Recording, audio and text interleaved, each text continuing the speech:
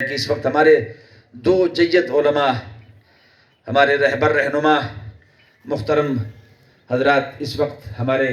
درمیان تشریف فرما ہے۔ میں بات کو ختم کر کے اختتام کی طرف جانا چاہتا ہوں۔ حضرات ذی وقار، میں گزارش کر رہا تھا، توجہ فرماؤ، یہ سبق ہے اور ہمیں سبق لینا چاہیے۔ حضرات، اگر ہم صبح و شام، وہ بھی تو ایک دور تھا کہ جب جنازہ اٹھتا تھا تو سارے لوگ جنازے کے پیچھے یوں رو رہے ہوتے کہ نیا بندہ اگر کوئی اس جنازے میں آ جاتا وہ یہ فرق نہ کر سکتا کہ میں تعزیت کس سے کروں۔ اللہ کی عزت کی قسم ہے کہ اس آسمان نے وہ کچھ بھی دیکھا ہے کہ آگے جنازہ جا رہا ہے اور پیچھے جتنے لوگ جا رہے ہیں وہ ہر ایک رو رہا ہے، ہر ایک کو سامنے قبری خبر نظر آ رہی ہے، مگر ہم اٹھتے ہوئے جنازوں سے سبق نہیں لیتے۔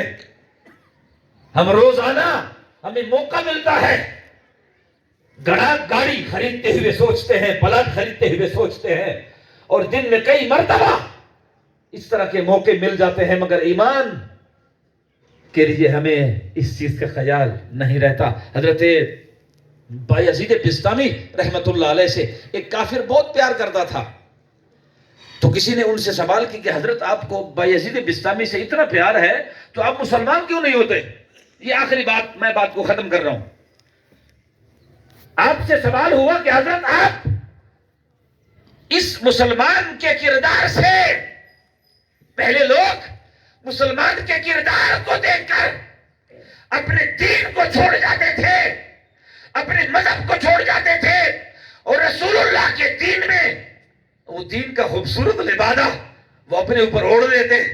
تو اللہ کریم ان کے گناہوں کو معاف کر لیتا۔ بایزید بسطامی رحمت اللہ علیہ سے سوال ہو کہ حضرت،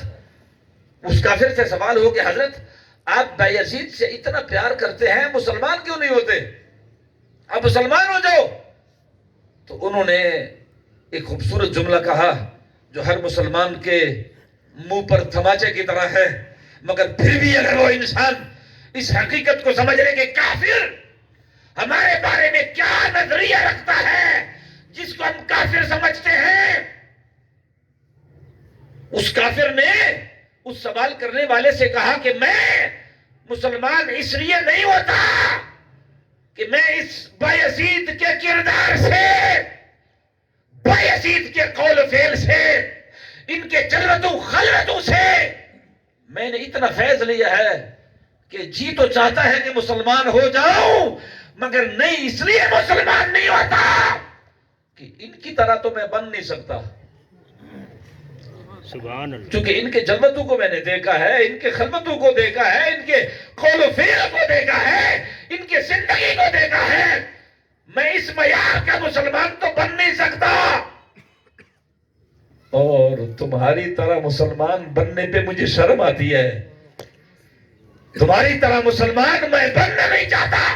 اس لیے کہ تم مسلمان ہو، جھوٹ بھی تم بولتے ہو، تم مسلمان ہو، فراڈ بھی تم کرتے ہو، بے حیائی کرتے ہو، ظلم کرتے ہو، اور ہر نماز میں دھوکہ اور فراڈ کی طرح تم پہنچ جاتے ہو خدا کے گھر میں، اور اس خدا کے دہلیز پہ سر رگڑ کے کہتے ہو اور کھڑے ہو کے مجرم کی طرح کہ اہدنا الصراط المستقیم، مجھے سیدھا راستہ دکھا۔ وہ سیدھا راستہ تمہیں دکھا دیتا ہے، مگر پھر بھی تم استقامت کی دولت اختیار نہیں کرنا چاہتے اور اپنے آخرت کی تیاری نہیں کرنا چاہتے۔ حضرات ذی وقار، میں دعا کرنا چاہوں گا کہ اس وقت ہمارے وطن عزیز کے عظیم خانقاہ کے چشم و چراغ حضرت علامہ مولانا پیر سید بن یمین شاہ صاحب ہمارے درمیان جلوہ گر ہیں، اور وطن عزیز کے عظیم مذہبی سکالر حضرت علامہ شبیر احمد طاہر صاحب بھی تشریف فرمائیں، قاری عبداللطیف صاحب بھی تشریف لائیں، قاری علمدین صاحب بھی تشریف لائیں، علامہ ذیل حسین صاحب اور جتنے بھی علماء کرام تشریف لائیں۔ رب ذوالجلال ہم سب کی آمد محترم آئے، اور اس مرحوم و مغفور کے لیے خدا درجات کی بلندی کا سبب بنائے، خدا ہم سب کو موت کی تیاری کرنے کی توفیق عطا فرمائے۔ رب ذوالجلال سعید بھائی کو صبر جمیل اور ہمت کا پہاڑ بنا دے، استقامت کا پہاڑ بنا دے، صبر و ہمت نصیب فرمائے۔ رب ذوالجلال ان کے بے قرار دل کو اپنی محبت سے قرار عطا فرمائے۔ بہت بہت شکریہ۔ السلام علیکم ورحمۃ اللہ وبرکاتہ۔